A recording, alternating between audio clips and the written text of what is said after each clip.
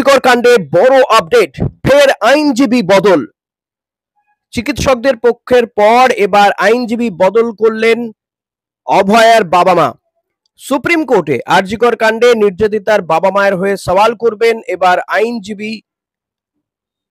যে আইনজীবী সওয়াল করবেন সেই আইনজীবী এবার বদল হলেন।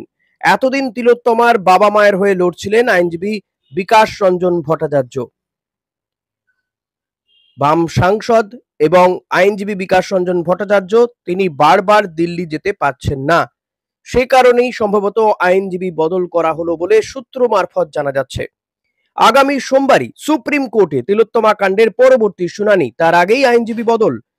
তিলোত্তমার মা বাবার হয়ে মামলা লড়বেন এবার আন্তর্জাতিক খ্যাতি সম্পন্ন বৃন্দা গ্রোভার।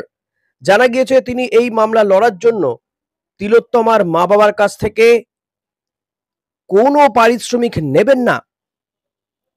তিলোত্তমার পরিবার সূত্রে যে খবর পাওয়া যাচ্ছে, তারা চাইছেন বড় কোনো আইনজীবী তাদের মেয়ের সুবিচারের জন্য লড়াই করুক। গত শুনানিতে দেখা গিয়েছিল চিকিৎসকদের পক্ষে ইন্দিরা জয়সিং তিনি সওয়াল করেছিলেন এবং জোরালো প্রশ্ন করেছেন সুপ্রিম কোর্টে। তা দেখেই অভয়ার বাবা মায়ের পক্ষ থেকে এই সিদ্ধান্ত নেওয়া হয়েছে। তাছাড়া মামলা লড়তে দিল্লি যেতে যে অসুবিধে হচ্ছিল বিকাশ রঞ্জন ভট্টাচার্যের, সব মিলিয়েই আইনজীবী পরিবর্তন।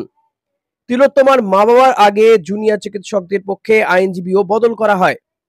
গীতা লুথরার বদলে ভোপাল গ্যাস দুর্ঘটনা 3 তালাক মামলার আইনজীবী ইন্দিরা জয়সিংকে নিয়োগ করা হয়, যিনি গত 17 সেপ্টেম্বর আরজিকর মামলা শুনানিতে প্রথমবার অংশ নেন। তার একের পর এক জোরালো প্রশ্নে কার্যত অস্বস্তিতে পড়েছিল রাজ্য সরকার। সেই দেখেই এবার আইনজীবী বদলের সিদ্ধান্ত নিয়েছেন অভয়ের মা বাবা। আইনজীবী বদল প্রসঙ্গে সিপিআইএম নেতা তথা বিকাশ রঞ্জন ভট্টাচার্য বলেছেন, এ বিষয়ে তার কিছু বলার নেই, তার পক্ষে যতটুকু করা সম্ভব ছিল তিনি করেছেন, বাকিটা নিঃসন্দেহেই অভয়ের পরিবারের সিদ্ধান্ত। কিন্তু কে এই বৃন্দা গ্রোভার? আইনজীবী বৃন্দা গ্রোভার একাধিক মানবাধিকার ও মহিলা শিশুদের বিরুদ্ধে হওয়া নির্যাতনের মামলা লড়েছেন। রাষ্ট্রসংঘের মানবাধিকার কাউন্সিলের সদস্য তিনি। 1987 সালের হাসিমপুরা পুলিশ হত্যা মামলা থেকে শুরু করে 2004 সালের ইসরাত জাহান মামলা, 2008 সালে কান্দামালে খ্রিস্টান বিরোধী দাঙ্গা মামলাতেও লড়েছেন তিনি।